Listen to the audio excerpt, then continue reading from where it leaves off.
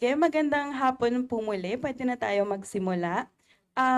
So mga nais pong gustong lumipat sa harapan bilang meron pa tayong empty seats, pwede po tayong mag-transfer. Pero kung masaya na kayo sa seats ninyo, okay lang din naman. Sige, so good afternoon and maraming salamat sa pagdalo sa ating event today. And hello din sa ating mga online viewers na kahit hindi man natin sila kasama ngayon physically, ay nag-effort pa rin sila na dumalo sa ating talk. Nakakatuwa kasi medyo diverse yung audience natin today. So meron tayong mga graduate students, merong undergrad students, meron din tayong faculty from UP Diliman, and maybe seated din from other universities. And I'm sure marami pa tayong iba-ibang klaseng tao na nandyan sa ating online viewers nung sumilip, iba-iba,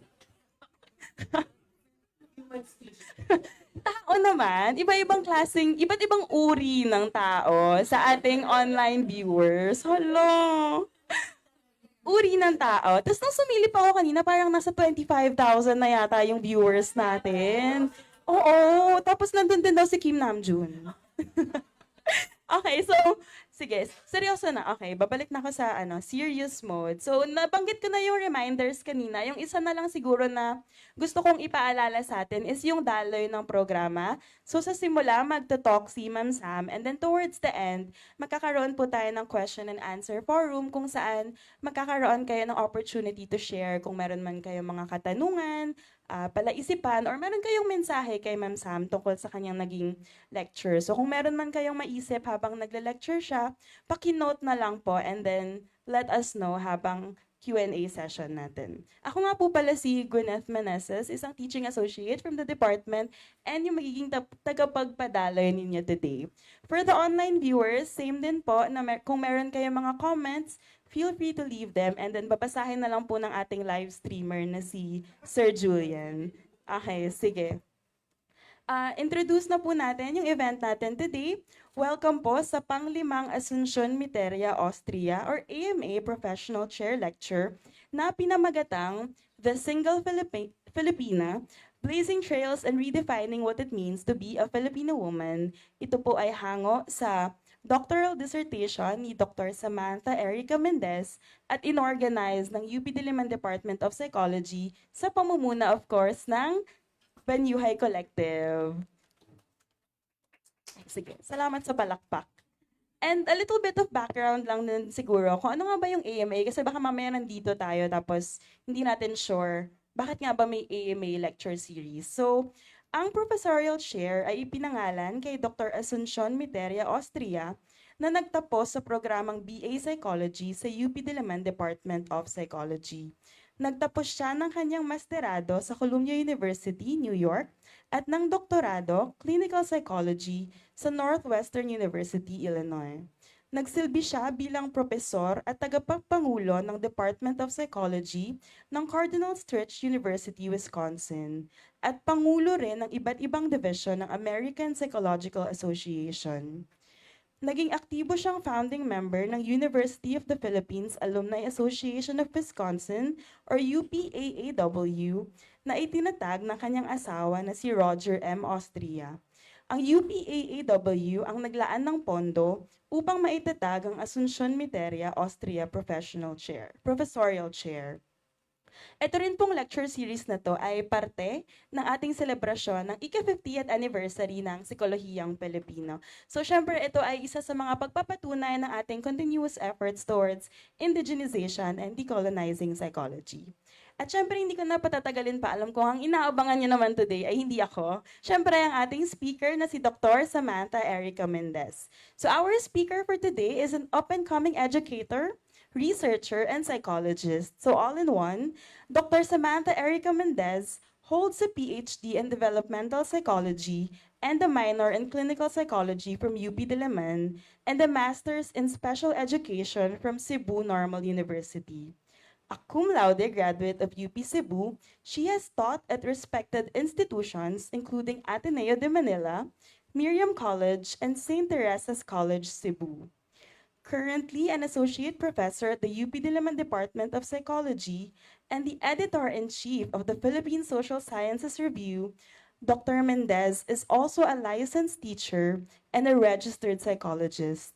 Her research explores meaning in life, well being, women's issues, singlehood, and the development and evaluation of psychosocial programs. So please join me in welcoming our speaker, Dr. Samantha Erika Mendez.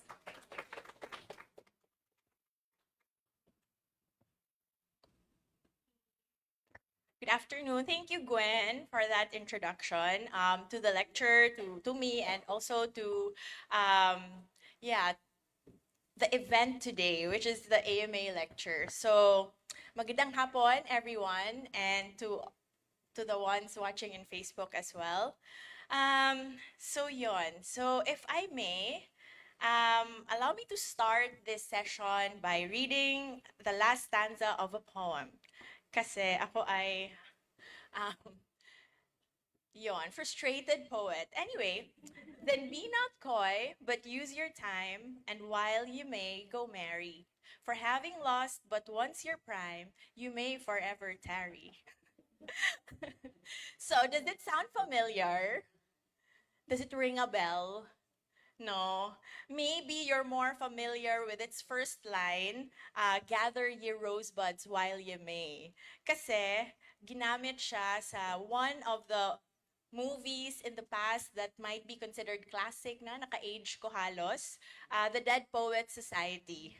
So, yon. So, um, yes, this is a poem by Robert Herrick written sometime in the 1600s. So it's understandable that maybe we're not familiar with it. And ang title niya ay To the Virgins to Make Much of Time. Okay, so I thought it would be an apt opening to tonight's AMA lecture on single women because to me, the poem highlights two things. First, that time is short, and second, um, we make the most out of it. So, because it's short, we need to make the most out of it, particularly the young women in their prime, to waste no time in finding their husbands. So, what do we think about this? Do we agree? Does it still hold? So of course, these days, while the main message to Carpe Diem still applies, the focused messaging on women not to tarry in finding husbands can be considered quite dated. Um, if we take a look at the local and global statistics, this does not fit the current dating landscape anymore. These days, many people no longer rush to get married. And women these days, compared to the ones in the 1600s when this poem was written, um, have a lot more things to spend their time on besides being preoccupied with looking for husbands. Although we want to do that too, right? For some people. Okay, so we're done with a poem. Now I would like to share a fun fact. Did you know that the Philippines tops the Southeast Asian countries in terms of having the most number of single adults? So yeah, almost half of our adult population in the Philippines are single. So, ayan, for the past 30 years as well, the number of marriages per 1,000 people in the population, so we call this crude marriage rate, um, has declined from 7.3 in the 1990s to 3.7 in the 2020s. So the median age of first marriage, both for men and women, has also increased. So in the 90s, it was early 20s. And then now, it's 28 for the women and 30 for the men. So we see the trends. And it's not just in our country, these trends are also observed globally. So in Asia, marked declines in marriage have also been observed in China, Japan, South Korea, and Indonesia, and even Malaysia over the past decade. In North America and Europe as well, the same trends are also observed, and many factors are purported to account for this, such as economic pressures, the rising participation of females in the workforce, and changing social norms. So compared to a few decades ago, the cost of living has increased locally and globally, yet income and job stability um, remain unsteady. And then the traditional gendered roles of men and women in heteronormative romantic relationships have also been questioned for some time now, and this has led to breaking some gender stereotypes that allowed women more freedom and opportunities. And women in particular are choosing to delay or forgo marriage because the opportunity costs of being married increases. And these days, all over the world, it seems that more and more people are pushing back marriage or choosing not to get married at all. It is interesting to note, though, that in some Scandinavian countries like Denmark and Sweden, where gender egalitarianism is high, compared to other European countries where gender norms have been broken, but egalitarianism is not yet achieved, low yung kanilang rates of singlehood. So the cost of getting married, particularly for women, isn't so high in these countries. Okay. Sorry, I have my colleagues. I trust my brain, but I also trust paper. So, ayun. So now that we're done with the fun fact, we now move to a trivia. So what S? What word starts with S is used to refer to single people who are past their marrying age, and this usually has a negative connotation. And no, it's not Samantha. So, what is this S word? Yes. So it's spinster. Sexy. Spinster, yes. So yeah. So yung spinster, that's usually the term used to refer to people, well, like me, who are past my marrying age but remain single. Pero traditionally, itong spinster, this just referred to the job of spinning wool. And in the 1400s, ito yung acceptable women for, no, acceptable job for women. And then, around the 17th to 18th century, the word kind of evolved in that it was used as a civil status to refer to people who are of legal age but who are not married. And it was only around the 19th to 20th century when the term became derogatory and a social judgment on a woman's inability to find a husband, most likely due to a personal flaw or a deficiency. So during this industrial revolution, spinning as a job became less common, while marriage was increasingly becoming a woman's primary socio-economic mobility plan. And eventually, this term has become associated with even more negative characteristics like um, think of Bridget Jones.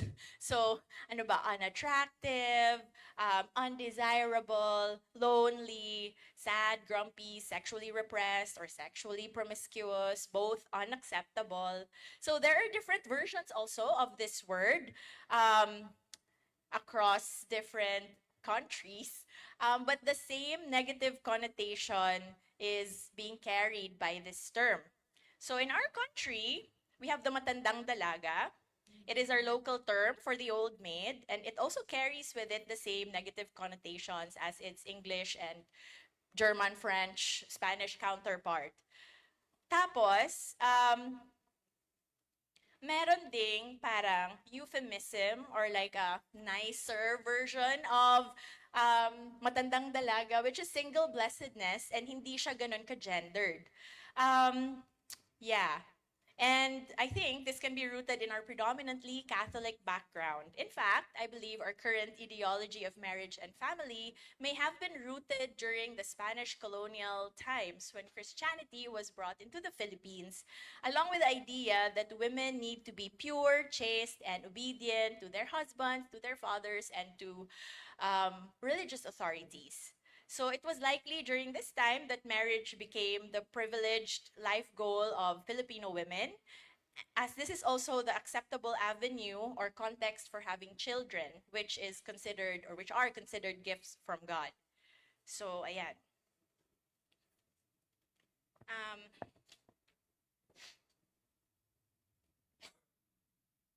a chapter written by Eleanor Dionisio, published in Elizabeth Eviota's edited book, Sex and Gender in Philippine Society, back in 1994, outlines the different gender expectations of men and women through the through the production-reproduction distinction. So women are in charge of the reproductive tasks at home and the children, while the men are tasked or assigned the productive task of breadwinning. In the early 90s pa lang, Janisha already noted that in reality, many women already have to move out of their homes to add to their husbands' incomes. Yet, society at the time still viewed this task just as secondary to the women's main reproductive and child rearing task. Work is seen as a temporary waiting period until she finds a husband where she can do her actual job of marriage and family. Janisha also mentioned the interaction of gender roles with sexuality, which puts single women, at a disadvantaged position. An important role in the women's reproductive task is the sexual servicing of men. However, this also puts her in a double bind, such that she needs to be desirable enough to attract and keep one man to service, but she also cannot be too desirable. Otherwise, she becomes a temptress that could push other men to sin. So parang kasalanan niya talaga. Um, and then marriage and wifehood now became a way to maintain her value as a desirable woman who is bound to service only one socially acknowledged partner. Now, ano ang implication nito to single women? So, it puts single women in a very precarious situation of being unfeminine. They're unfeminine because they're receiving pity for servicing no man, or they're also receiving contempt for servicing many men. Um, so, given these conceptions of marriage, it seems that failure to marry did not just signify a woman's personal failure, but also her failure to fulfill her socially prescribed and privileged role of wife and mother. So, this was written way back in 1994, some 30 years ago. Grabe, no? My gosh. So, one might think, surely, no, times have changed. Perhaps. Perhaps yes, and perhaps no. So, yes, because these days, yan, lagyan na natin lahat. Okay, these days in the Philippines, although more men are still employed compared to women, women actually outperform men in terms of functional literacy. And among the women in the workforce, the Philippines bested almost 30 countries across Asia, Europe, and the Americas in terms of having the most number of senior executives na women. So, what does this tell us about women these days? So they are changing, they're breaking barriers, and taking on tasks that were traditionally performed by men. However, it also seems that Philippine society has not yet caught up and adjusted their expectations with these changes. Why? Because our country's fertility rate remains higher than the global average, which implies that while women are making waves in their education and in the workforce, um, marriage and family still seems like the gold standard expectation for successful womanhood. Tapos, in 2024, a study done by NEDA showed that marriage and having children were among the main factors associated with the decline in women's participation in the workforce. And a recent Oxfam Filipina survey showed that women were still expected, so this is a 2021 study, but women were still expected to take on more domestic, child rearing, and care work compared to men. So actually 3 times more than men, um, who were still expected to take on the breadwinning task. So if we look at the current trends also, it seems to still mirror the production, reproduction dichotomy back in 1994. So yes, while some things did change, some things also remain the same. So given this social-cultural background, I began to think, will a Filipina's life only be meaningful in the context of marriage? How do single women experience meaningfulness in their lives in a culture that still considers marriage as the highest feminine achievement? So before I answer this, I believe it's important that you know where I'm coming from as a person and as a researcher. So if you'll indulge me, I'd like to make cuento. So I gained clarity about the topic I wanted to focus on for my PhD dissertation when I was in my 4th year of graduate studies. I took classes in cognitive development and midlife and late life development, and dito ko na realize, oh, I want to do I want my dissertation to be about meaning in life. Tapos, kasi may click. Parang I tried other topics the first few years in my program, pero parang hindi ako makasustain. Ito nakakasustain. Parang, uy, bet ko siya.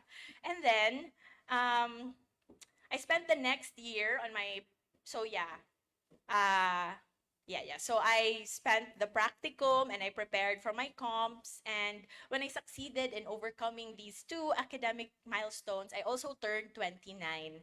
And to be honest, I panicked a bit because that was not how I imagined myself when I turned 30. I thought that by this time I'd be preparing for my own marriage or like thinking about having kids, which is one of the personal reasons why I took up dev psych as a major, because I wanted to be a good wife and mom in addition to being a professional for children with special needs. So parang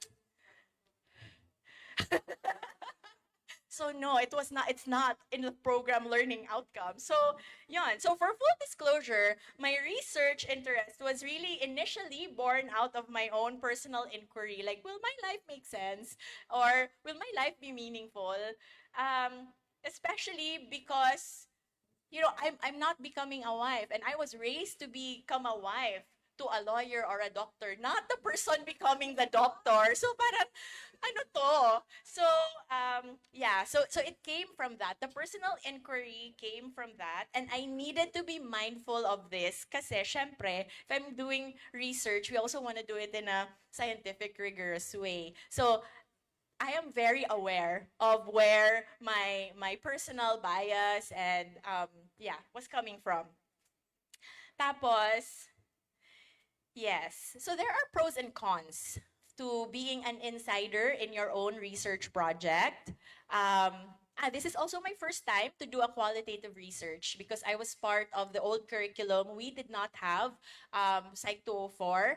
So I don't know if that was bold or naive to decide na my dissertation will be a big Q qualitative study, even though I've never done one in the past.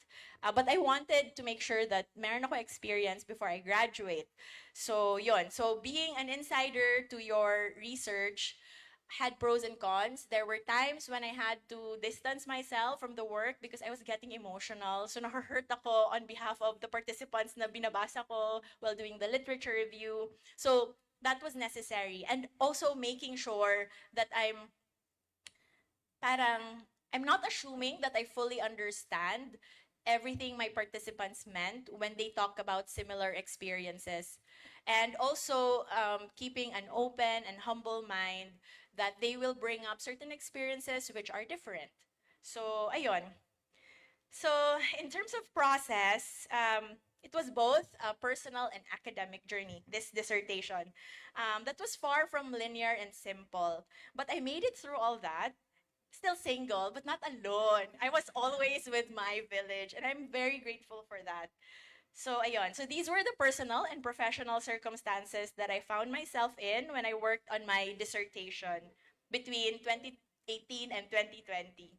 And I hope that this knowledge will help you gain better understanding and appreciation of the process and the outcome of this research project. Okay, so now, what is meaning in life? Hindi siya bida doon sa title, but my dissertation is really about meaning in life. So first, we need to establish that meaning in life is different from meaning of life. So a simple difference in the preposition matters because one is more philosophical while the other is more social scientific. So yung meaning of life, this is referring to our beliefs on the nature of life and reality, which could vary across time and people. So this meaning is thought to exist apart from our perception of it. So those interested in this ask, what is the meaning of my life? And while that is a very interesting, sometimes triggering philosophical existential question, that is not what meaning in life research is trying to answer. So yung meaning in life as a construct, it is the sense or the feeling that your life has meaning, value, and purpose, which is often a result of the sum of our experiences. So, this conceptualization of meaning in life lends itself more to social scientific inquiry because it looks at the nature um, of one's experience of a meaningful life and the conditions under which the meaningfulness is experienced. And while this was originally a philosophical inquiry, it gained social scientific relevance when some nerds decided they want to define and measure it. So at present, there are several ways that meaning in life can be scientifically explored. It can be examined in terms of searching for meaning or presence of meaning. It can also be studied in terms of the sources of meaning and the structure or the dimensions of meaning. So the methodological choices depends on how it is used or conceptualized in your study and also your um, research objectives. So ayan. So I hope it's clear that the focus of this study is meaning in life. Specifically, how this sense of meaningfulness in life is experienced by single young adult women who do not conform with the societal norms and developmental expectation of becoming wives and mothers in our culture. So, meaning in life is also developmental. People are believed to develop mentally progress from searching to possessing meaning. So as we get older, the more we feel that our lives are meaningful. And what we believe contributes to the meaningfulness of our life is also observed to change across the lifespan. So while the meaningfulness of one's life is a unique and individual journey, it's also important to acknowledge that each person is part of a society and a culture that they belong to. So culturally transmitted symbols like language, values, goals, norms, and expectations of how people behave and make sense of their experiences can influence or shape how we experience our lives as meaningful or not. Um, and most societies, including ours, expect members to achieve developmental milestones according to socially prescribed timelines. And deviations of any form from these social clocks can result to criticism, discrimination, or stress. So in the Philippines, what is one crucial marker of adulthood? So lagi tayong tinatanong, kailan kayo kakasal? So yon. So it's marriage.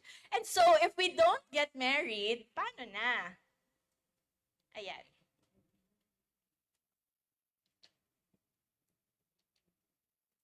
So why do we want to know how single young adult women experience meaning in life? Despite failing to achieve what is believed to be the privileged role of wife and mother, why should we care? And so what? So unang-una, dahil studies have shown that meaning in life is associated with several positive outcomes, including well-being. So, the more daw that we feel that our lives have meaning, This is positively associated with life satisfaction, psychological well-being, especially when the sources of meaning are considered important to the person.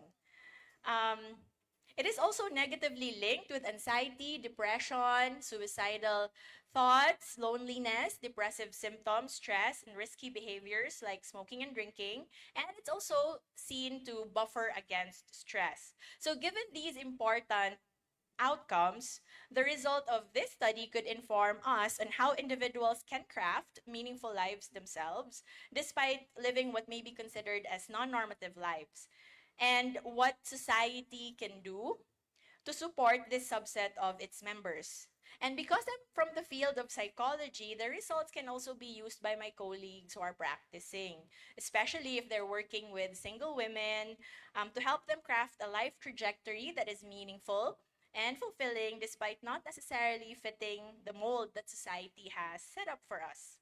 And second, we're also asking this research question because the population of single people, single women in particular, is on the rise, and the numbers are even projected to increase in the future, in the coming years. So, given this change in the marriage landscape, it seems that changes in how we as a society see, support, and treat people who are delaying or foregoing marriage are also in order. And from a scientific perspective, also, this study is important because it explores singlehood as it is, not as a complement or as a comparison for marriage. Kasi in the past, laging when like maybe in a couple of decades ago, singlehood studies, wala pang singlehood studies. It was marriage and family studies. And single people were used as a comparison group. So there are also many kinds of single people, and they're all lumped together.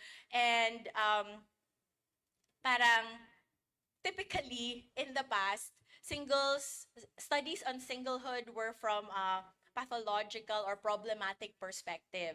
So doon nang galing yung mga conclusions that people who are married are happier than single people because all the kinds of singles were lumped together. So imagine if you are just divorced or if you are recently widowed, syempre you're not happy, di ba?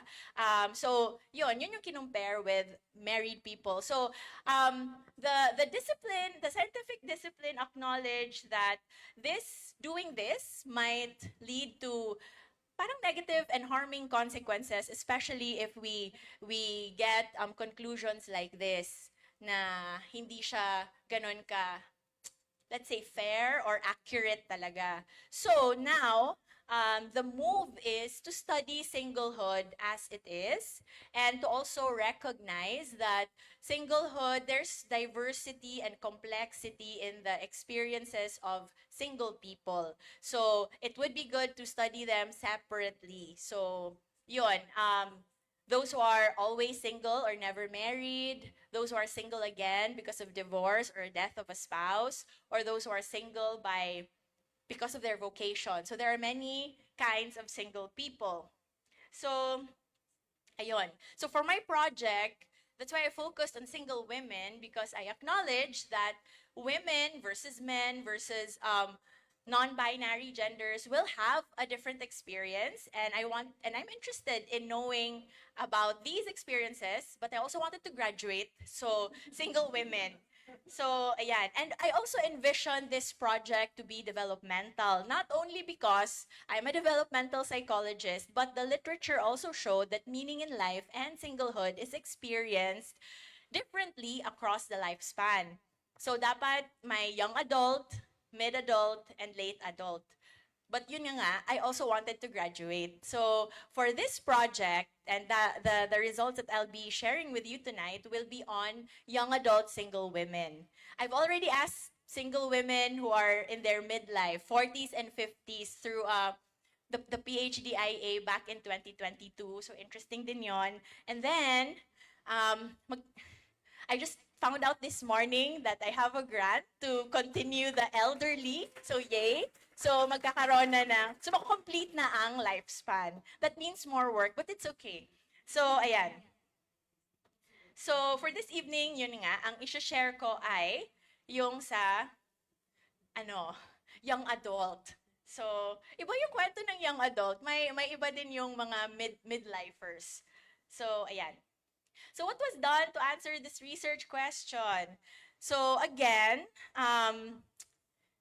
I mentioned this was my first project. So I asked one of the professors who was offering qualitative research as a special topics na class. 202 pa yun dati. And then eventually she became my supervisor. That was how I introduced myself to her kasi hindi niya ako naging student ever. So ayun. And that was where I got introduced to the different big Q qualitative approaches. And when I thought about my topic, I was trying to decide ano ba dito yung pinaka-appropriate. And I decided it was IPA, particularly because it allowed me to stick with my participants' lived experiences through the phenomenological feature of IPA. And then it also allowed me to put my own inputs and insights as the researcher through its double hermeneutic feature. And then finally, yung idiographic or idiography feature ng IPA allowed me to parang acknowledge the participants as the experts in their life stories. So, ayan. So, IPA. And then, I obtained ethics clearance, not from here because wala pang CSSPRB during that time. So I got it from Ateneo. So thank you, Ateneo. I was still working there as a part-time lecturer. And then for the participants, so they were recruited through purposive and convenient sampling. And I made sure that the entire 30s decade was represented. So merong early, mid, and late 30s. And I also used nature of job as a proxy variable for socioeconomic status. So merong half of them held professional jobs and half had non-professional jobs. Tapos, I collected data through at least 2 in-person interviews using a semi-structured interview guide. And I collected the data during the first half of 2019. So medyo matagal na siya. And in analyzing the data, I made sure to comply with IPA's 3 philosophical foundations of phenomenology, hermeneutics, and idiography. So I read each person's personal, hindi. Parang dalawang level of analysis. So first, to get the personal experiential themes of each participant.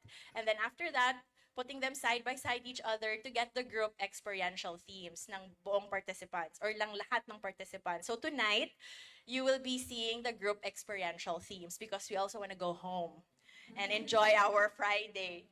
Okay, and finally, because nga it was my first time to do a qualitative project, I really had to grapple with establishing validity, credibility, and quality of my work because initially, I still used quantitative metrics to evaluate my work. So in the process of convincing my panel na totoo po to, or yung legit po yung ginagawa kong work, I also eventually convinced myself. So for this project, for my dissertation, I used Yardley's criteria. But then later on, when I was trying to have these papers published, I now needed to reassure and parang further convince the peer reviewers that I was doing legit work. So, nakita ko yung criteria specific to IPA by Niza, Farr, and Smith. So, ayan, these are the criteria. Okay, so are you guys ready to... Okay pa ba kayo? Ako din. Sige, let's go. Let's do this. So, let's get to know the participants. So we have 6 participants. So we have Isis. Isis is a 30-year-old teacher who is the second of 3 siblings. Diana is a 30-year-old security guard and is the fourth of 8 siblings. Athena, 36-year-old academic and licensed helping professional, and is the third of 7 siblings. Tala is 38 years old. She's a nanny to the children of a family and is the fourth of 7 siblings. Hannah is a civil engineer, 37 years old, and she's the youngest of 3 siblings. And Maya is 38 years old. She's a house helper for an elderly couple for the past 18 years. And she and her twin sister or the eldest of 10 siblings. So, yung inclusion criteria ay dapat cisgender cisgender heterosexual women aged 31 to 39, never married, not currently in a relationship and have not been in a relationship for the past 6 months during the data collection time, do not have children, not in the religious vocation, and have been living in Metro Manila for the past 2 years. So, ayan. Now, sige, how do they experience meaningfulness in their lives? So, merong 5 group experiential themes. Advocating, so the women in my sample experienced meaningfulness in their lives by advocating for themselves, through pursuing an authentic self and caring for the self, by pursuing others-oriented goals, so caring for others. And who are these others? Their families of origin and the people at their work and their communities. Third is finding opportunities to pursue meaningful lives in their singlehood. Fourth and fifth, this has actually something to do with spirituality. So, ang fourth ay using spirituality to make sense of their life's challenges, yung general challenges, and also the unexpected singlehood, because none of them initially expected themselves to still be single at this age. And then coping spiritually. So let's go over each group experiential theme and sub-theme. So yung advocating for the self, may dalawa yon, pursuing what's authentic. So, sorry, maraming text. So they made decisions that were aligned with their values, and they stopped letting other people dictate what they can and cannot do. So Athena and Isis learned to set firm boundaries from people important to them who did not seem to respect who they were and who they were becoming. So some gained clarity also, and asserted what was important to them, even if this was not what society claimed to be important. So from their narratives, the pressure to conform was apparent. Their response to these pressures were not just reflections of their career and lifestyle preferences, but were actually expressions of their deeply held values, principles, beliefs, and commitments. So for them, the appreciation of these choices as meaningful expressions of themselves is especially significant in the context of conflict or criticism from others who view such choices as being counter to what is believed to be their own good. So, tapos nyo na bang basahin ang mahaba-habang text? Okay. Yung second naman na advocating for the self is caring for the self. And interestingly, I noticed that they varied in terms of how they took care of themselves. Those who held professional jobs, yung caring for the self meant engaging in leisure activities and in activities that promoted their self-development. Yeah, like doing their hobbies, traveling, learning new skills, engaging in relaxing activities, and finding challenges in their careers. On the other hand, yung mga non-professionals, I noticed, and this was very salient, that their self-care was in terms of securing themselves financially. So, they wanted to have their own savings, to put up their own small businesses for more sustainable income and source of resources. So these self-care behaviors may have been done to address some practical costs of being single, like growing old alone, or finding a quality partner, and to improve their chances of achieving all kinds of security, ma-emotional man, psychological, or financial, without the aid of a life partner.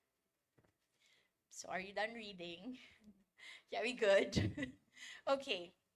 Kasi mahalaga tong mga quotes in qualitative research, because this is one of the ways that we can show that I'm not just saying these things out of thin air. It's actually rooted in the participants' actual words. Well, not really all of these, kasi some of these I translated from Tagalog or Taglish. Okay. So the second PET, or group experiential theme, is caring for the families. So when asked how and where they spent their resources, they were quick to mention pursuits that benefited other people, particularly their families of origin. So they provided care both physically and financially, especially those who were also their family's main breadwinner. So marami doon sa mga those who held non-professional jobs, they were also their family's main breadwinner. And then, um, many of them also had jobs that allowed them to provide direct care and help to other people, like Tala, who cares for her alagas, like the children, as a nanny, like they were her own children. So they also expressed wanting to help or give back to their communities as a way of sharing what they have.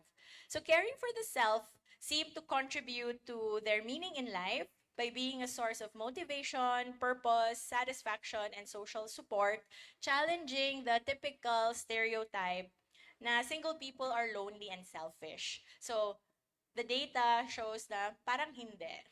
Um, with kapwa as lens, the act of taking care of others can also be interpreted as fundamental to taking care of themselves. It was almost as if their future well being could not be conceived as separate from their family's well being. So, this also shows us the potential of women's role as daughters and sisters, and beyond the family's relationship, being a good kapwa tao to others within their work context and even their social communities to be potent sources of meaning in their lives as single women.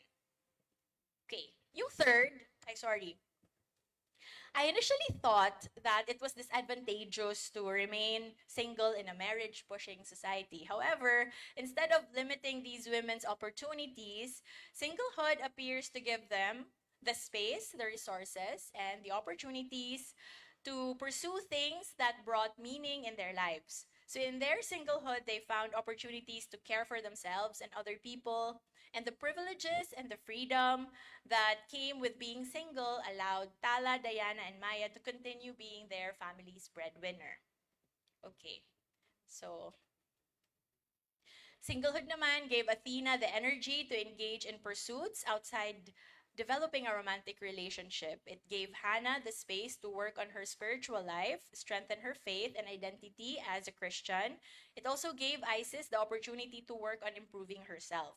So these findings provide support for the potential of meaning in life to be had in reframing singlehood as providing opportunities to protect and nurture both the self and one's relationship with others. Tapos, um, so yung fourth group experiential theme, we see from the results how religiosity and spirituality contributed to the participants' experience of meaning in life. So they used this one as a framework to make sense of their challenges. So when faced with overwhelming life events, they turned to God and surrendered themselves fully to His will and His plans. The wisdom they got from religious teaching served as anchor and compass to guide their lives and decisions and be at peace with their circumstances. So none of them initially planned on being single. So finding themselves single at this age was a deviation from their expectation of themselves. And they dealt with this by believing that this is God wanted for them. So one even said na, I think, sadya ni God na maging single ako para may maiwang mag-alaga sa parents namin. Kasi lahat ng siblings niya ay married na. So, merong ganong klaseng reframing na nangyari para ma-make sense nila ito. At bakit kailangan ma-make sense? Kasi hindi siya yung original plan. And then, another spiritual meaning the women tended to attach to challenging experiences was becoming better through adversities. So nagkataon din na all of the participants in my study experienced strained social relationships. In their families, in their past romantic relationships, in their friendships. And even though they recognize the negative impact of these painful experiences, they also seem to make sense of these by seeing those experiences as something that made them better and stronger versions of themselves. So whether for general uncertain life circumstances or specific uncontrollable situations like their current singlehood, these accounts reflected the women's belief that such events were part of a higher being's plans for them. Um, and this was also contributory to improving themselves into the versions that they are now. So interpreting such events in this manner allowed them to accept and be at peace with their current reality and making room for them to be hopeful and hopeful for their desired future. And it seemed like relinquishing personal control to a higher power with whom they have faith enabled them to also be at peace and gain a sense of agency and control over their lives. Yon. And then finally, they mentioned using different religious behaviors also and meanings to cope with their personal and financial hardships and unexpected singlehood. So these resulted in a sense of well-being, relief, and peace. So some coped with their hardships by experiencing God's love through their everyday lives, through traveling, and communicating with God through prayers and reading religious texts. So sobrang salient nung spirituality and religiosity. Ay, meron pa last. Okay. Specifically din, yung mga Christian participants, hindi din ako nag-screen for religiosity. Nagkataon lang na may mga Christians doon. Catholic, and merong isa na wala siyang ina-identify, pero that woman believes in a higher being. Pero hindi siya nag-identify to any of the existing religious groups. So, yon. So, ayan. So I had to grapple with this particular theme because it was very salient, and this came at a time in my life when I was questioning this, or parang hindi, a part of me hindi matanggap or nahirapang magtanggap na malaki ang role ng religiosity and spirituality in the meaningfulness in life of the participants. So, syempre, pinrocess ko rin yon, and I also included that. But it was my panelists who brought it up na parang there's a resistance somewhere in your writing. And I'm like, yeah, because, yeah, okay, sige, let's rewrite this. So naging halata. So I think this is also one of the downside, I guess, of doing qualitative research. Sometimes it can make you vulnerable, and it forces you to also reflect on things you don't want to reflect about, because in di ba, we're trying to bracket and be reflexive. So as part of the reflexive practice, medyo napapaisip ka rin sa mga bagay-bagay na ayaw mo sanang isipin. So, ayun. So that was quite a lot. I hope you're still okay. Are you guys still okay? Okay, thank you for the feedback. Kayo din ba? Okay lang ba kayo? Okay, so to sum up the results, the single women experience meaningfulness in their lives by advocating for themselves, caring for others, maximizing the opportunities their singlehood presented them with, to care for themselves and to care for others. And finally, utilizing one major feature of our predominantly Catholic culture, which is spirituality, to make sense of and cope with life's challenges in general and their singlehood in particular. So other features of culture, like being collectivist, promoting values like family-orientedness, filial obligation, and pakikipagkapwa, also became potent sources that the women used to derive meaning in their lives despite failing to reach the highest feminine achievement.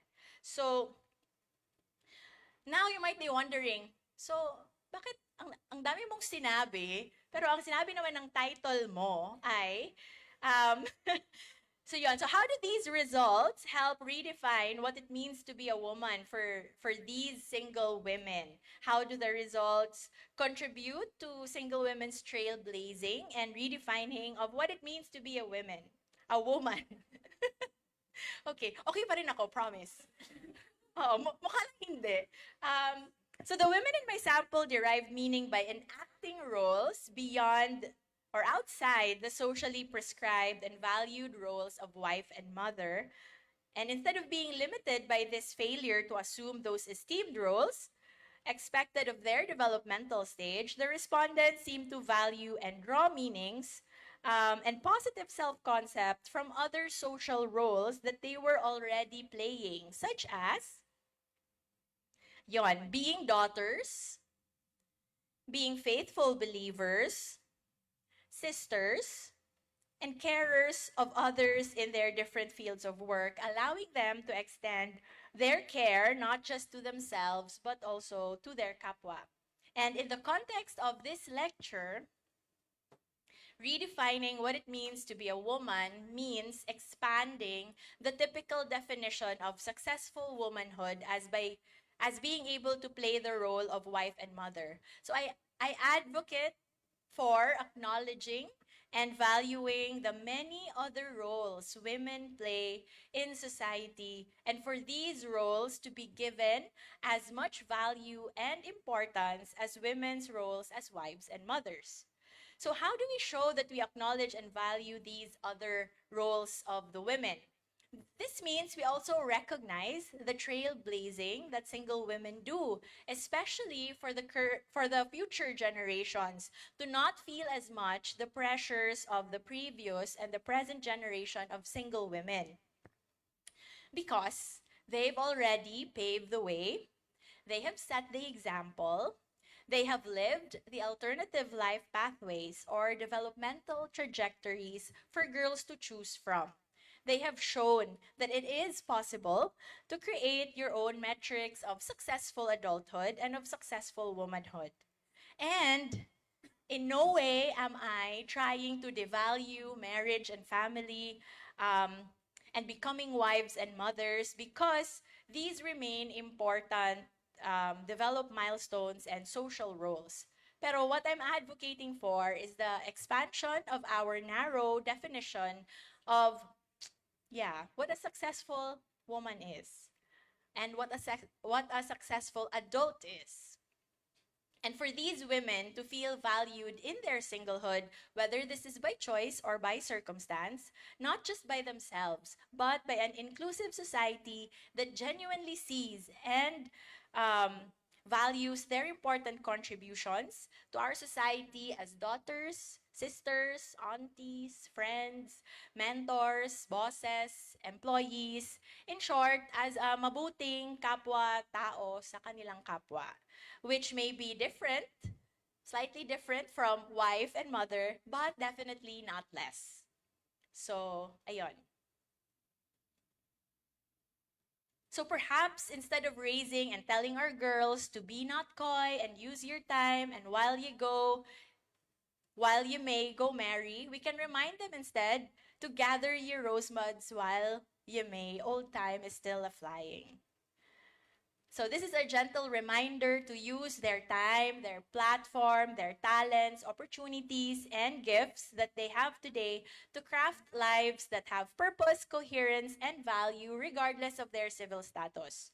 And while people who do not fit society's mold can always build inner, not always, but can build inner resources to look within themselves for validation and valuation of their lives, parang wouldn't it be nice, much nicer too, if society can give them a break, offer them more options, and also acknowledge their varied roles and contributions as just as important. So, yun, daghang salamat ug maayong gabi sa tanan. And I would also like to thank people and sources of money that made this one possible. So, Dr. Mitch Ong for being my supervisor, my panelists, Doctors Bubbles Asor, Mita Jimenez, Divine Salvador, and the late Betty Ventura. And also Doc Ses Conaco. She's the reason why I'm here. She knows that. So thank you, ma'am, if you're watching. And then, my panelists, and also like the sources of funding for the dissertation grant, and then UP Diliman, AMA, Professorial Chair, and also UPD Banyuhay Collective. So that is all. Thank you. And we're now open to questions. Ayan. So maraming salamat, Ma'am Sam.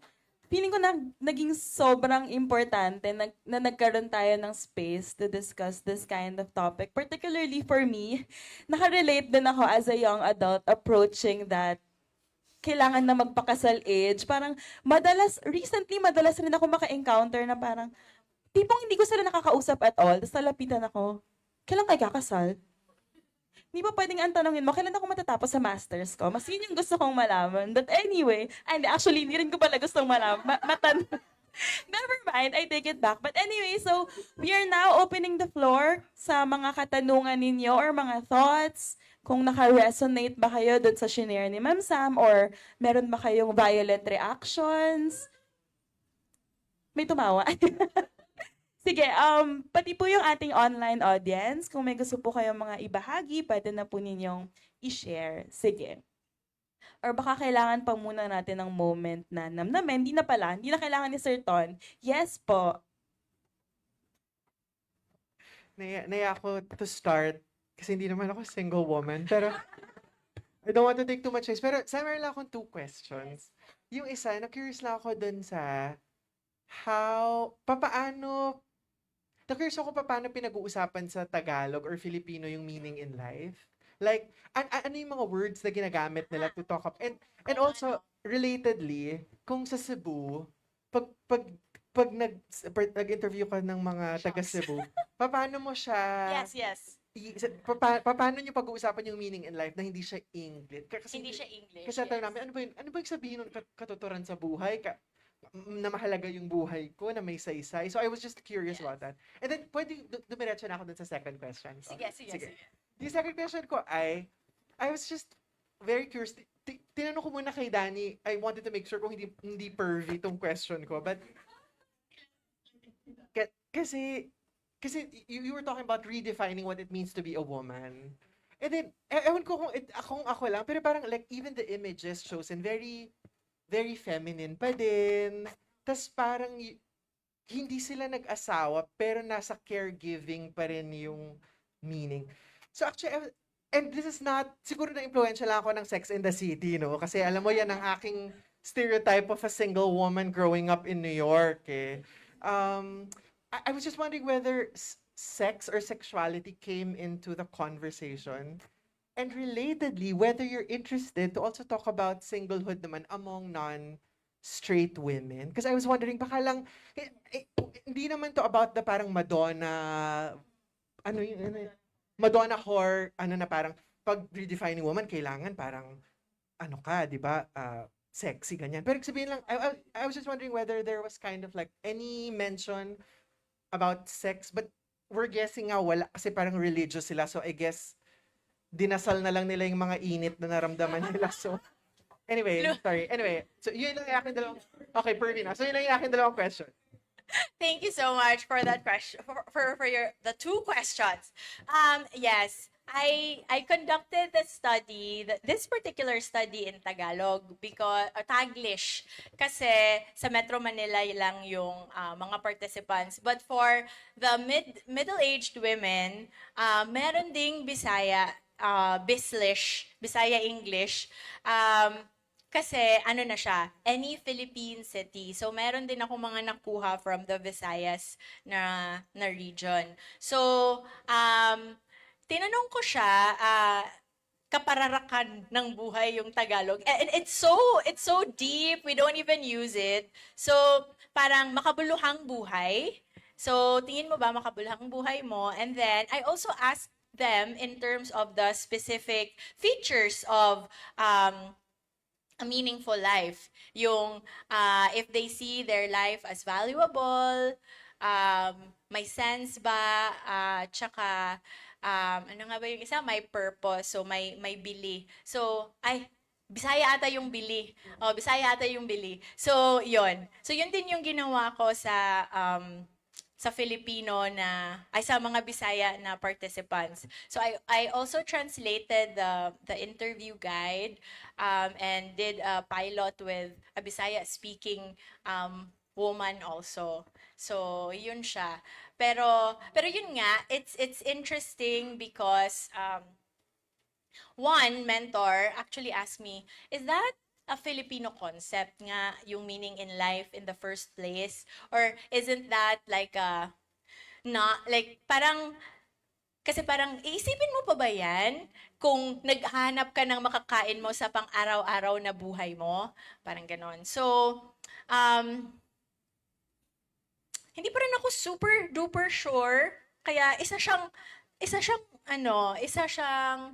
um, research proposal topic yung meaning in life and if the dimensions are the same in the Philippines or if that is even something na parang grounded or endemic.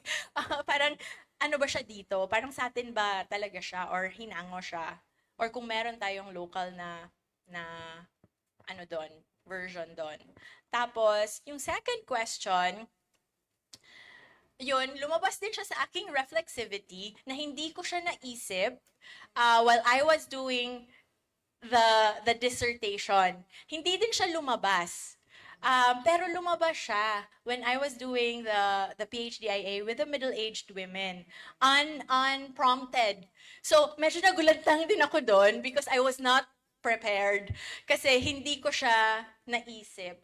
And in fact, dapat naisip ko siya, pero hindi ko siya naisip. But then also, that adds to my reflexivity na it was probably a topic that I was not yet comfortable discussing with. So ngayon na ilang beses siyang na-bring up kasi dun sa midlife. So I also had to process that na parang, okay. Kasi yung sa hindi ko siya pinrompt yung participants tapos sabi niya, this is midlife na though, na parang, so yun, I do a lot of sports because, you know, like we have our needs as women. So ganun din niya pagkasabi, hindi nga din ganun ka very, explicit, but yon. So, parang, and then nagpanic ako, wait lang, I'm not prepared to listen to this, but anyway, so, yun. So, yun, yun na siya. So, later on, when it was brought up again, I became more, hindi naman super comfortable. It was also a personal process to be comfortable talking about that. Pero yun na nga, it was a missed opportunity kasi it was handed to me and I freaked out. Like, oh my God. Like, I was not expecting this. So, kasali din siya doon sa sa late life na lang. Pero yon. So thank you for the question. And yes, I do want to really look at the experiences of other women and even like all the other, tulungan niyo naman ako. Like we can collaborate. Kasi hindi din siya madali. Yes. So I'm still writing the third data set from that 2022 project. So it takes me that long and also because like it takes a while. So there. Kasi meron din akong na-encounter while trying to recruit participants. So, male siya. Tapos sabi niya ako. Tapos sabi ko, ano po, females po. Tapos sabi niya, bakit hindi kasali ang males? Na important din siya kasi like, for me, I'm worried about walang susunod sa apelyido, which never came out in any of my female participants' narratives.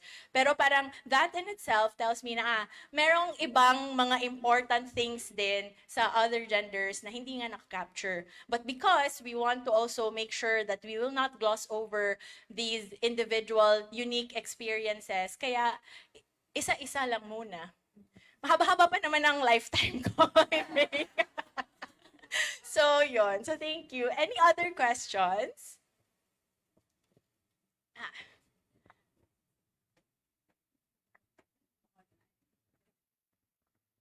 Hi, Doc Sam. Hello. So, thank you for answering already my first question, which was about, and yun naman yung, kasi, di ba, single is a very gendered experience. I wonder, what, do the men experience the same kind of pressure to marry? So parang outright, it might not seem like it, but maybe their external experience is also, very complex. So thank you for Yes. answering the first. Yes. My second is that you said that we need to give the single women in our lives a break. So I wonder if you have any like practical tips on how we can support the single women in our community. Okay, thank you, Joy. So, base sa study, parang merong maraming care work na ginagawa ang single women. I think that's also true even for married women, that there's a lot of care work being done that's not acknowledged. So, but since tonight is for single women, I will focus muna on single women. So, baka we can acknowledge the ate or the tita, the single tita who's always taking care of the lolos and lolas because the other married. Yung parang simple recognition of what they do and that we value what they do at pwedeng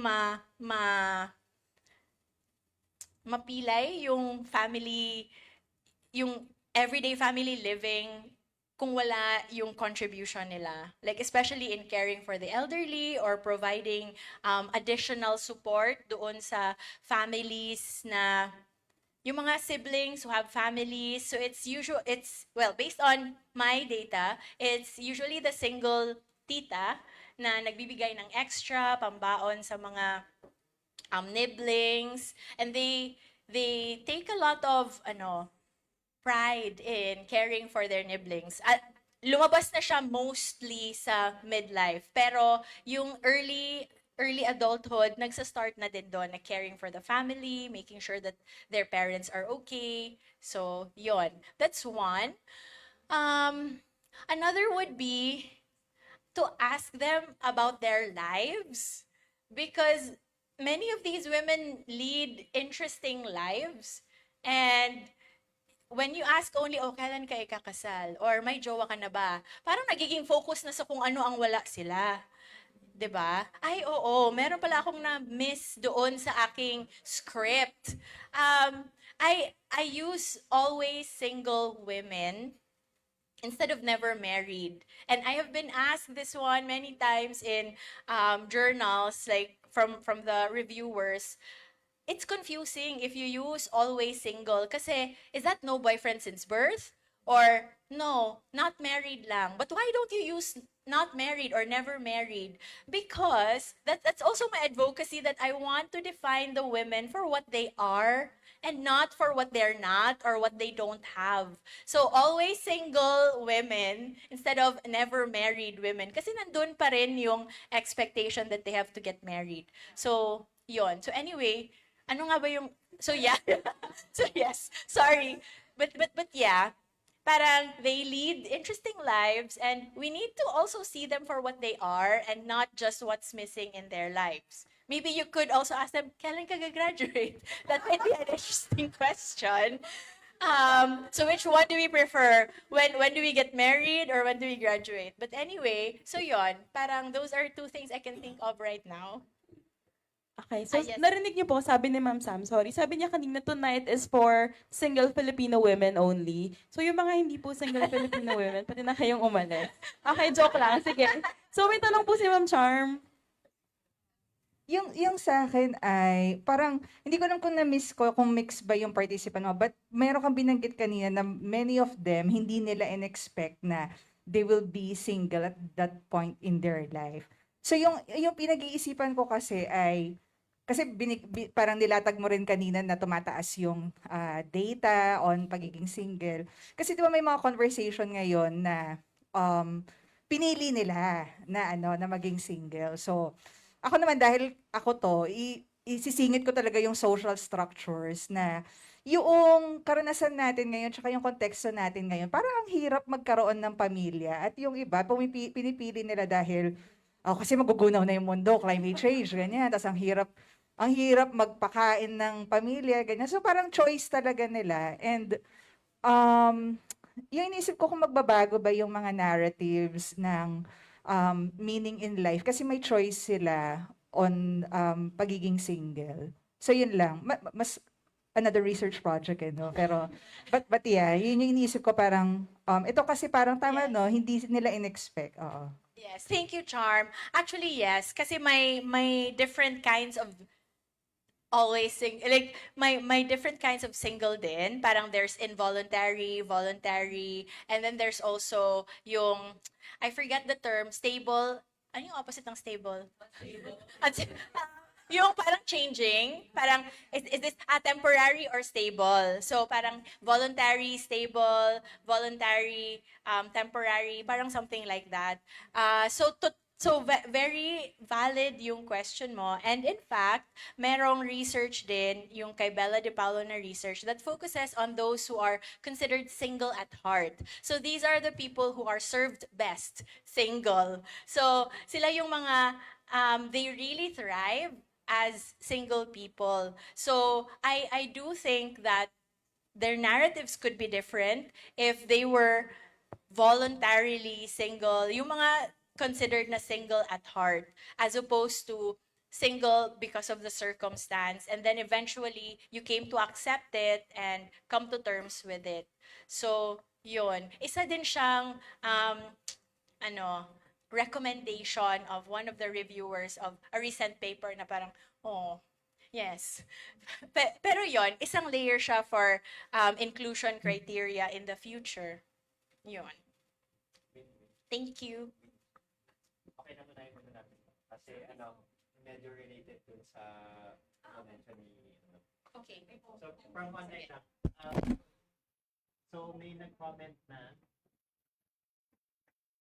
Ayan, so may nag-comment na from online. Thank you so much for your talk. I found it really insightful. I was curious since your finding seems to focus more on how the women themselves make sense of their lives' meaning. Are you considering any follow-up research that looks at how the broader public or society responds to these meanings? I'm especially interested in how these might intersect with prevailing perceptions of singlehood, wifehood, motherhood, or the evolving definitions of womanhood in the Philippines today. Yes. Parang social reps yon, no? So, Paul. So yes, that's a very interesting question. If paano tinitignan naman ng society, because this one is how they look inward and think of themselves. So now we look at how society looks at these women. So I think one of my dissertation advisees has this topic related to this. So baka yon, that might be something to explore talaga in the future, because we also want to see how the broader, like the discourses in society shape also the everyday experiences of these women. So yes, thank you for your suggestion. Sana matuloy na nga yung project na yon ng aking advisee. Wink wink if you're watching. So there's a need for your dissertation. Okay. So Yeah. Hi, good evening. Actually, I want to respond to the earlier point na parang, ano yung mga tips and tricks to support the single women in your life? So, yeah, I agree with your tips and na-feel ko talaga yung parang please ask them about their lives. Pagod na ako na pupunta ako sa social gathering tas yung usapan puro trabaho tsaka jowa. I'm so... But, K-drama naman. these are yeah, so I think those are good tips, but I think it's also worth thinking about like the bigger policies and structures that often favor people who are married. So like I've heard stories na parang workplaces, a lot of their incentives assumes that you're taking these incentives home to a family, or like a family meaning like a spouse and children. Or may narinig ako na parang in some workplaces, mas nabibigyan ng overtime yung mga single kasi yung isip, parang, oh, they're not going home to like a spouse and kids anyway. So they have free time to work despite, they might have other things going on in their lives. So I guess another way to support single people is sort of advocate for policies that also give them time to fulfill their many roles and to, also live their own lives as their own people. Yes, thank you so much for that, Shallow. Totoo nga. May mga there's also like a group of studies looking at singleism. So this is the discrimination, negative attitudes about single people. So mayroon ng mga studies na nagpapakita nga that sometimes they get disadvantaged. For example, when trying to apply for rent, mas manabibigay yung rent. Like, these were experiments, social experiments with vignettes about this person is single versus this person is in a relationship. Same everything except for that. So, kanino mo ibibigay yung rent? Or yung, yeah. So, dehado yung single people. That's true. The point system in the UP housing. So, okay, so meron ngang ganon. And I think the sad part about this is that it's not necessarily recognized as discrimination, formal discrimination. Kasi parang, huh? Why is it an issue? Parang, 'di ba, if you're in a plane, can we please switch seats because I want to sit with my family, with my partner. Tapos, oh, sige. Parang, wala kang choice kasi ikaw naman yung solo doon. Parang ganon. So, meron mga ganon. And then, also, yung mga, even in the grocery stores, like you can save more money if you get bundles. But then, if you are living alone, you will not be able to maximize that. So, there's actually, a group of studies na parang nagpapakita na medyo dehado and what society could hopefully do to try to make it more equitable. So, ang nakita naman sa mga studies, sa isang study na yon, is that single people become more creative. Like, they get those family plans with their friends para they can still enjoy the discounts even though it's not a family per se. Or yung mga couples trip. You know, if you travel solo, it's costly because you have to pay for a double room even if you're just a single person. Pero parang meron mga ganong ano, and then yeah. So yung study naman nun, yun, na lalabas yung creativity by going around these mga medyo unfair practices. So ayan. Yes. So, hi Sam. So, I'm curious in particular about, because we were talking about supporting as well as single Filipinas who are blazing the trails. But in line with that, I was curious about whether there was a mention about the communities that they have that support them. And I wonder how that changes across the lifespan because imagining, for example, as you grow older, parang your friends go away. Sorry, ano ko, mamamatay daw. Pero not muna now, oo. Parang, pero yan, so parang how those change siguro across the lifespan and how that might impact meaning, for example, in their lives as their circle also changes. And whether they have a circle, I wonder also because I don't know, there might be also individuals who are in a way alone and be taking on a caretaking role alone. How does that parang affect their meaning also? Okay, thank you, Paul. That's a very good question to ask kasi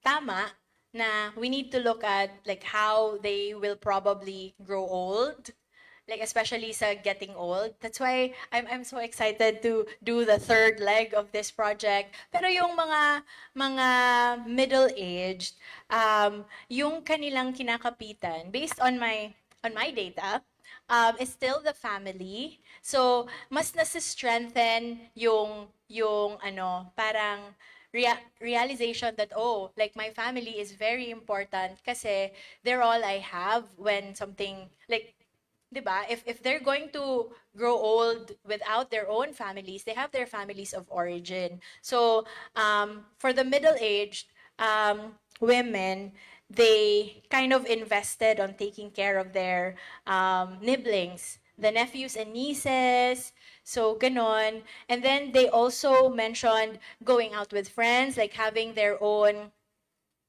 like barkada, like yung mga sports clubs, yung mga ganon nila na mga traveling clubs, may mga ganon sila.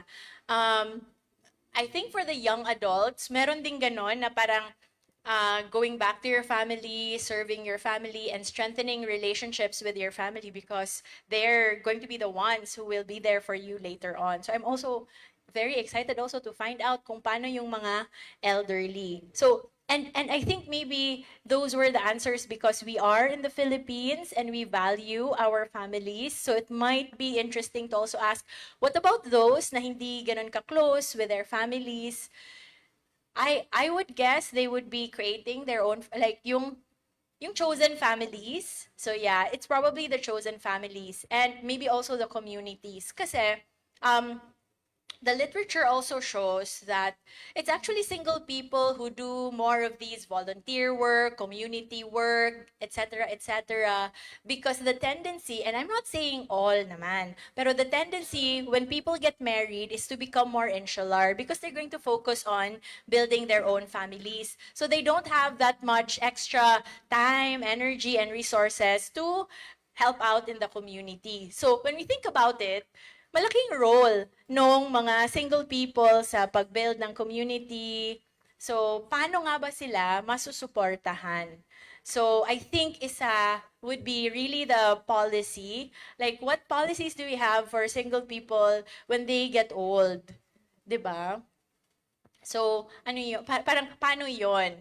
Especially sa atin where yung social support system for the elderly is not really well established talaga. So, what's gonna happen? So, kaya din siguro, yung lumalabas, even at young adulthood, they're really trying to build their own financial safety nets because they don't have.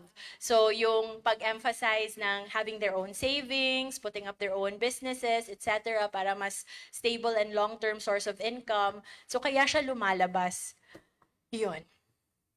Okay, sige. May question po ulit tayo from an online Okay. viewer. Actually, hindi siya question, more of reflection daw, sabi ni Liz. But hindi ko kaya gayahin boss ni Liz. So, hi Doc Sam. Yung sa akin, parang more of a reflection siya kaysa question. Napansin ko lang na yung mga single women seem to be busy taking care of other people in their lives too. I was wondering if you also see this as a reflection of the pressure placed on women to always be caregivers, to be responsible, or to be #girlboss. Yan. So, curious din ako kung may lumabas sa data about alternative narratives na mas in line with just being instead of always doing. Maraming salamat.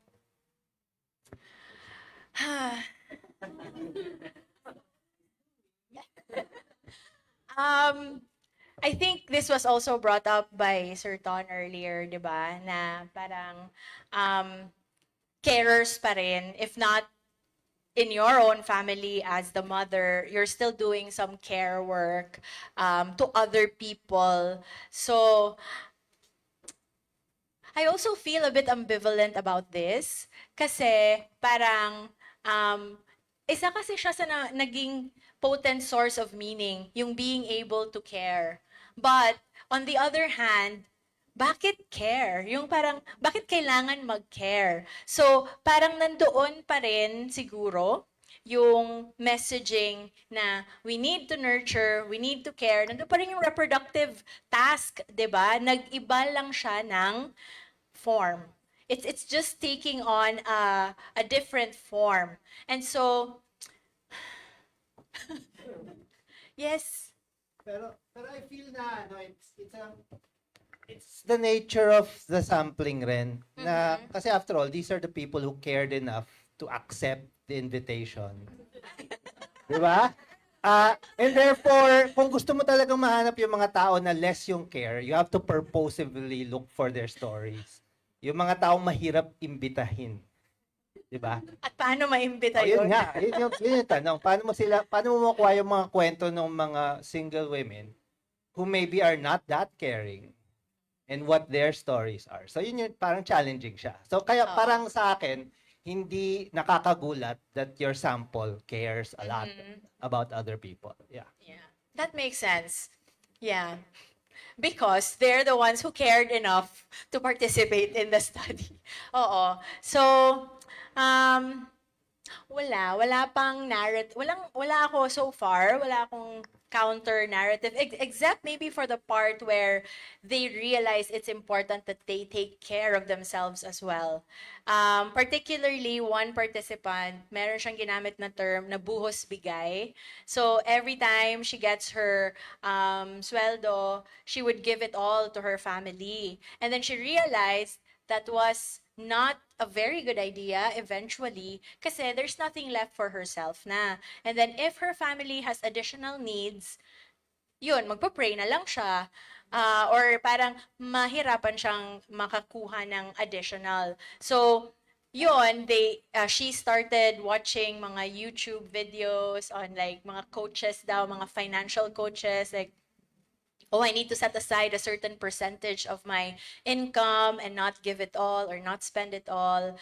So, parang yun na yung pinaka, it's not necessarily being, but it's also taking care of themselves, like yung relaxing, traveling, parang just making sure that they are taking care of themselves and they're doing what they want to do and not necessarily be obedient always to other people.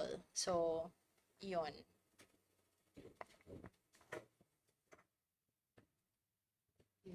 Good evening, Doc Sam. I'm Danny Reyes, an MA student here. I just want to first share lang. I was surprised because you mentioned na young adults yung sample nyo, and then it was people in their 30s. I was expecting 20s.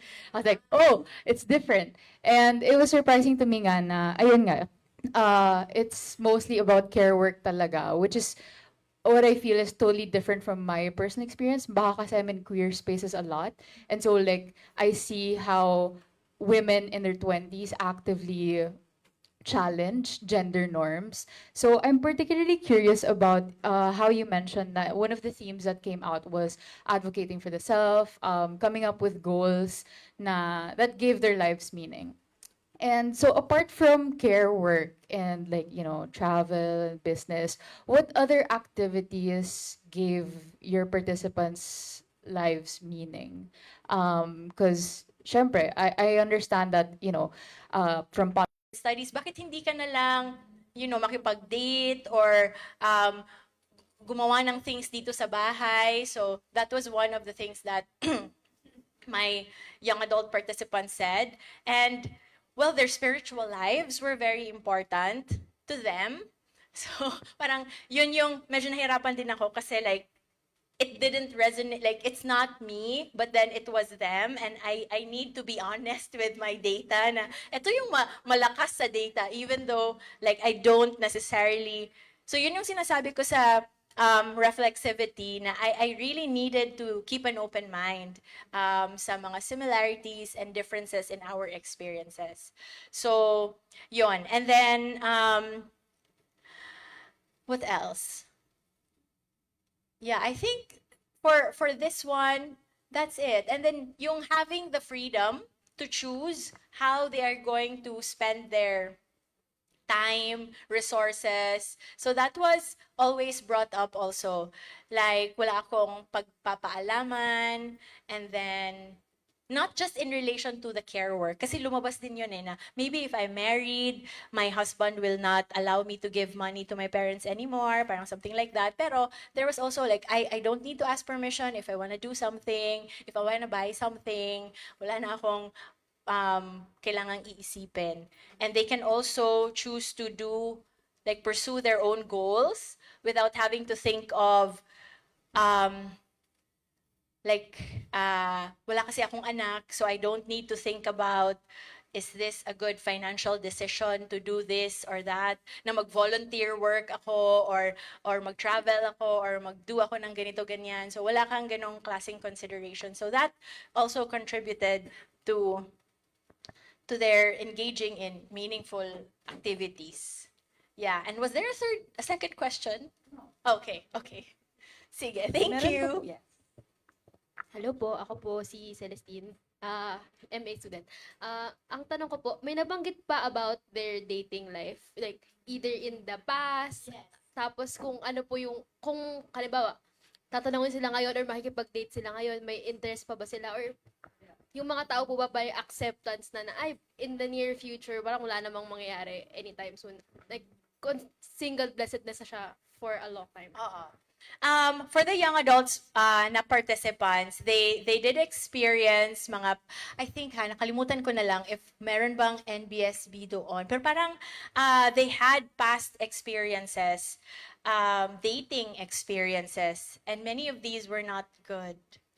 And that's also part of their, hindi ko rin siya pinili. Like, nagkataon lang talaga na parang, shit, ang saklap naman. Pero yun, medyo may mga past experiences of betrayal, past experiences. So, merong negative experiences. And so, one even said na, I don't want to look for a headache anymore. Parang, yeah, so parang merong ganon. And among the midlifers, only one of the 7 participants was still open to being in a relationship. Two of the 7 did not have prior romantic relationships or romantic experiences, but all the 5 did, and all 6 of them were already like, no na. Kung meron man, sobrang dagdag, yung parang he has to be really worth all the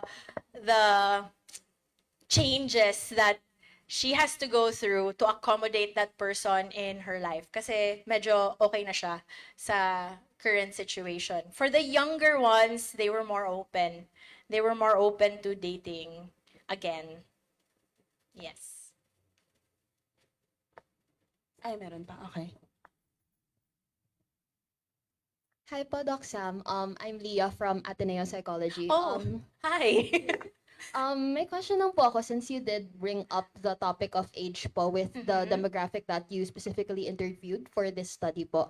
Would you say that, I guess, since I think it would require different research on its own, would you say that there is a difference between how people in their, say, 20s views being single as compared to like people in their 30s? Because you did mention also po that there is this exploration time for people in their 20s. Would you say that there's more pressure for people in their 30s compared to people in their 20s po ba? Based on the literature, not my personal study, but on the literature, yes. Kasi you have more time when you're in your 20s. When you're in your 30s, you're inching towards midlife na, and you also have your biological imperative. For the women in particular, we have a ticking clock na you will only produce eggs up until a certain point in your life. And related decision kasi yung having children with singlehood. Particularly in our culture, that marriage is still the one that's considered the socially acceptable avenue for having children. Although this has been challenged na, and there are people having children outside of marriage, but they also still experience some sort of social negative consequence, 'di ba? So, parang I would say yes, more pressure, especially if having children is one of your goals in life because you are getting there. And if you want to have children within a context of marriage. So, yes. Okay, Thank you for your sige. questions. Wait, bago ako magtanong. Yes? Pwede ako? Pwede Okay. ako magtanong. Kanina pa kasi ako may, well, hindi ko alam kung tanong siya at this point or reflection, pero kanina pa kasi ako may thoughts. I think yung isang interesting for me na lumabas na commonality ng participants, even if hindi mo siya naging intention when you were recruiting participants, is one, yung nabanggit mo kanina na nagkaroon sila ng previous experiences sa relationship, pero puro pangit. Tapos, pangalawa, they did not expect na magiging single sila ngayon. So, parang meron silang na-internalize na expectation na kailangan maging wife and maging mother pa din at a certain age. And then also that they were very religious.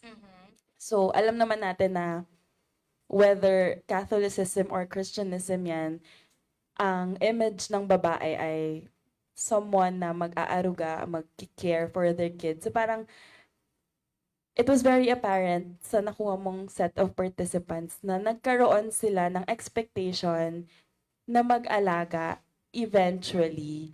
And which is probably why the reason na yun pa din yung lumalabas doon sa finding meaning nila. Kasi parang for me, ang lumalabas na itsura is they're still trying to fill a hole. May kakulangan pa din from their perspective and they're just trying to find other avenues to fill that gap. So parang in my mind, ang naisip ko na siguro another way we can advocate for single people and also another research proposal is to intentionally find people who never had these expectations in the first place. Although, I also wonder kung is it possible, especially in the Philippines, to have women na never at all nagkaroon ng expectation sa sarili nilang magbuntis, mag-asawa, and all. So siguro hindi nga siya question, more of proposal. Na baka pwedeng i-explore din in the future para mas ma-establish. Kasi yung title natin is Blazing Trails. And yet, kind of lumabas sa data na it's not really them making this decision. It was them forced into this decision. So parang even yung pagsalo dun sa pag-aalaga sa mga nakakatandang members of the family, is it really their own agentic decision and parang their own choice na ito yung meaning na gusto nilang i-pursue or was it forced into them? Yun lang. Thank you. That's a very good reflection point, Gwen. Kasi, yun na nga, parang nag-iba lang yung form ng caring.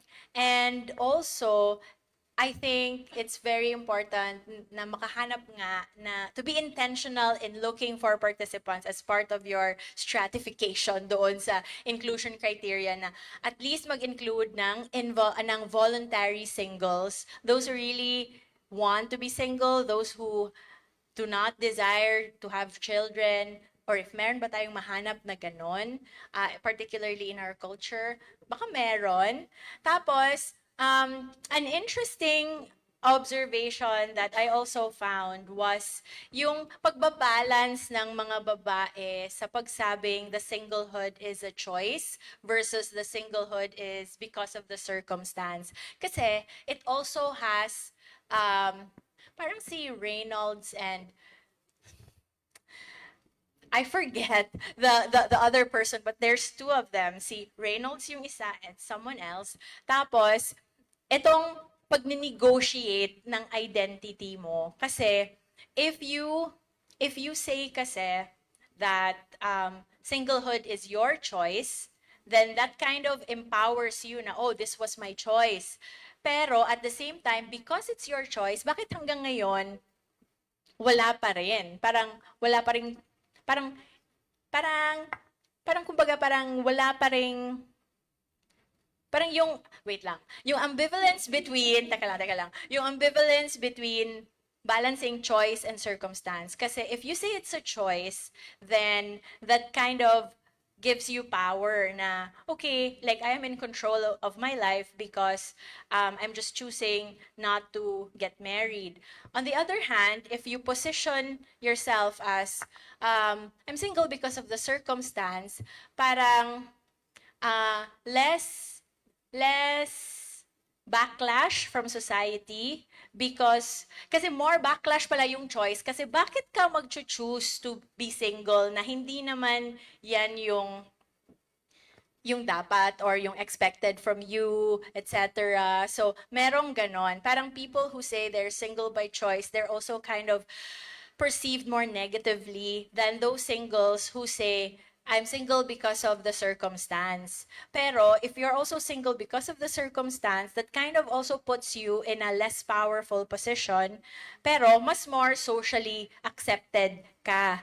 As opposed to, if you say, okay, I'm single because it's my choice, you have more power and agency, pero yun na nga, parang mas malakas yung backlash ng society against you because why? So, parang ganon. And so, if we can change the narratives or add narratives or discourses in society, baka mas less na yung parang backlash ng society against people who say they're single by choice. So yun yung parang ganong klaseng ambivalence. And I actually saw this in the second project, yung isang participant na ang sabi niya ay, I think it's archaic. I'm not sure if the term was archaic or parochial to equate women's value with their ability to nurture. But then sabi din niya sa sarili niya, pero ang labo no, kasi ako, I take pride in nurturing my nibblings. So, parang meron ding ganong klaseng ambivalence. Because maybe ganon din talaga kalakas yung societal messaging. And it's very difficult to take it out of our system. So even if we say, okay, it's my choice, there's always going to be that, I guess. So, yun. Ay, thank you, ma'am. Sige. Meron po po bang ibang gustong magtanong? Sa online, meron pa? Okay. Sure, final call. Nasagot na po ba lahat ng mga katanungan natin tungkol sa mga single Filipino women? Huwag kayong mag-alala kasi marami pa siyang nakapilang research study. So marami pa tayong sources of knowledge regarding singlehood. Okay, sige. Sure? Final na. Okay, sige. So kung wala na pong gusto pang magtanong or magbahagi, tinatawagan po sa entablado. Entablado! Si Dr. Danny Ochoa, ang head ng Banyuhay Collective, para i-present ang certificate. Okay. So, Ang high-tech na natin. ano tayo? Sustainable practices. Ayan. So, wala, hindi ko mahanap yung word. Yung iginagawad, ayun. Iginagawad ng Departamento ng Psikolohiya, Kolehiyo ng Agham Panlipunan at Filosofiya, ipiniliman ang sertipiko ng pagpapahalaga ay malugod na iginagawad kay Dr. Samantha Erika Mendez para sa kanyang natatanging pagbabahagi ng kanyang kaalaman para sa Asuncion, Miteria, Austria, Professorial Chair Lecture, The Single Filipina, Blazing Trails and Redefining What It Means to be a Woman. Ipinagkaloob ngayong ika-17 ng Oktubre 2025 sa Lagmay Hall, nilagdaan ni kawaksing Professor J.A. Yakat, tagapangulo ng UPD Department of Psychology.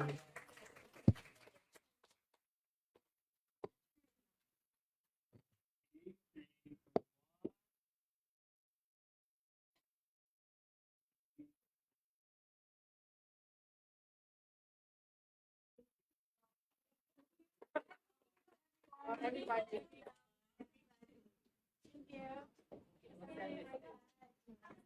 you.